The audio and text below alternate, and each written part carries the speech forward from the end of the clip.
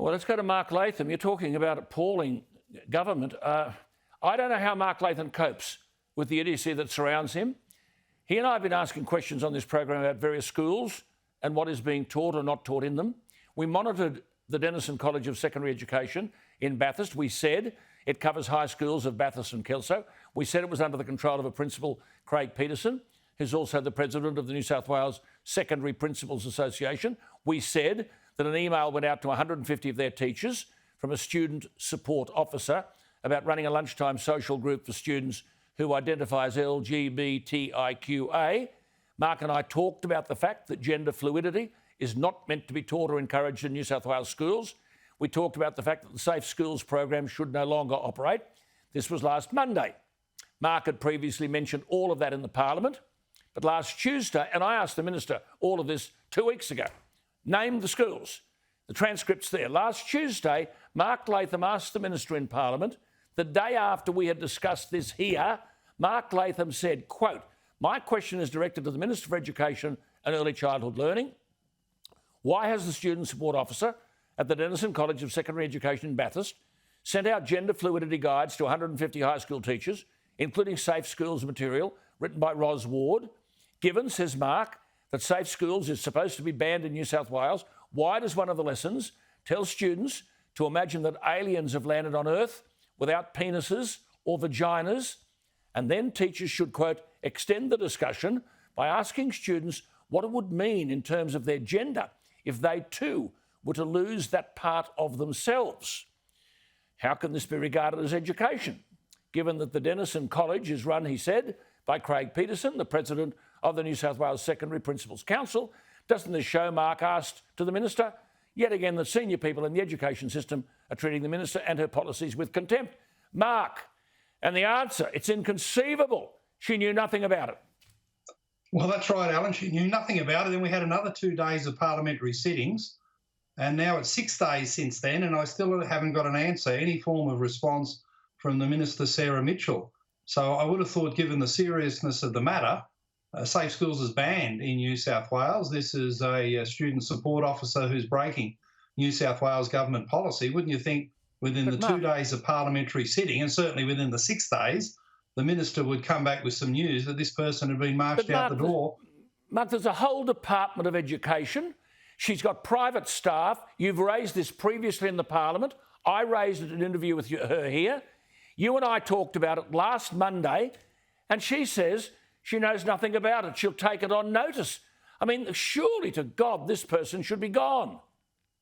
Absolutely, Alan. And the unfortunate fact is the Minister has lost control of the school system, and it sends an appalling message to every other left-wing radical out there in New South Wales schools who also wants to send out safe school guides, who wants to teach gender fluidity, who wants to engage in this form of what I regard as child abuse in our schools. And it emboldens these other people to do the same. Now, unless you take this seriously, there's no point having a ban on safe schools. No point having a minister unless these policies are enforced with intent. And unfortunately, in New South Wales, it's not happening. Astonishing. Where's the Premier? I mean, you asked then about this Grow Your Mind consultancy with its lessons, listen to this out there, on animal yoga and shark versus dolphin thinking. Hang on. It's being funded in 60 New South Wales government schools. You said, is the Minister aware of the podcast produced by Grow Your Mind, particularly on February 23, when an 11-year-old girl asks a boy if she has a crush on a student called Jess? When he answers, if he has a crush, when he answers no, the girl asks, are you a girl trapped inside a boy's body? That is, the boy must be transgender because he doesn't have a crush on Jess. You said, is the Minister aware of how the podcast continues with a female student saying these people think she's a boy trapped in a girl's body? Despite repeated warnings about Grow Your Mind, how has the Minister allowed this dangerous, nonsensical rubbish into our schools, and why she failed so badly in her duty of care? Then she says she's not aware of the podcast. Well, and unaware of the program, Grow Your Mind, which I've raised repeatedly, Alan. Now, we've got this problem of external consultants marching into schools, ostensibly to look after student well-being, but, you know, they're being paid for things that I think the taxpayer would regard as nonsense, animal yoga and shark versus dolphin thinking, and now a podcast which has 11-year-olds talking about transgenderism. Are you a girl trapped in a boy's body? In a way that is nonsensical. It goes on into areas where clearly the students don't know what they're talking about. These are 11-year-olds, primary school students. This is very concerning stuff, that we're paying external consultants for this kind of material to be cast around the school system at a time when our literacy and numeracy results have gone down the tube. Internationally, we've dropped down the league table.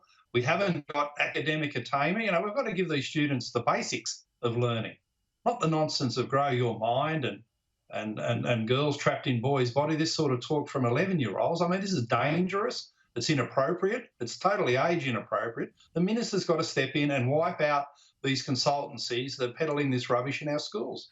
Well, look, I've had Damien Tudhope on this program.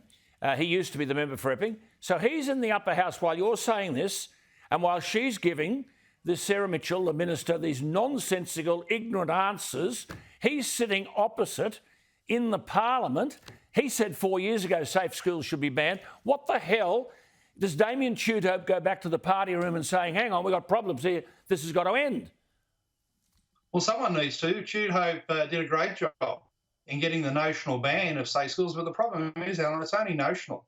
It's written on a piece of paper somewhere in the education department, but schools and teachers and support officers are completely ignoring it. The minister has no authority. The government has no credibility in this space, and parents should be very worried. Any parent who hears anything about this, contact my office. I'll keep on raising these matters. Someone needs to take a stand. Now, too many so-called conservatives inside the Liberal Party, the small number left, say, oh, maybe all this stuff will just go away. Alan, it is getting worse. It is getting worse by the day, and unless people take it seriously, it is a form of child abuse. Absolutely. Mark, just before you go, how can people, they can send stuff to me, alan@skynews.com.au. How can they send stuff to you, Mark?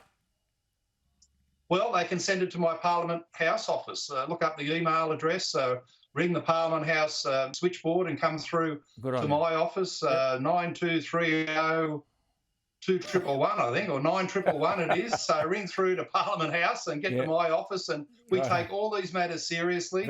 We've got to drive this stuff out of our schools and get back to the basics of learning. Definitely. And you and I won't be giving up. We'll be back in on Monday night, Mark. Thank you for your time. Thank you for the wonderful work you do. There he is, Mark Latham. I'll give you the exact contacts for Mark tomorrow night where you can send your concerns to him and he'll investigate them. You can send them to me as well, alan@skynews.com.au.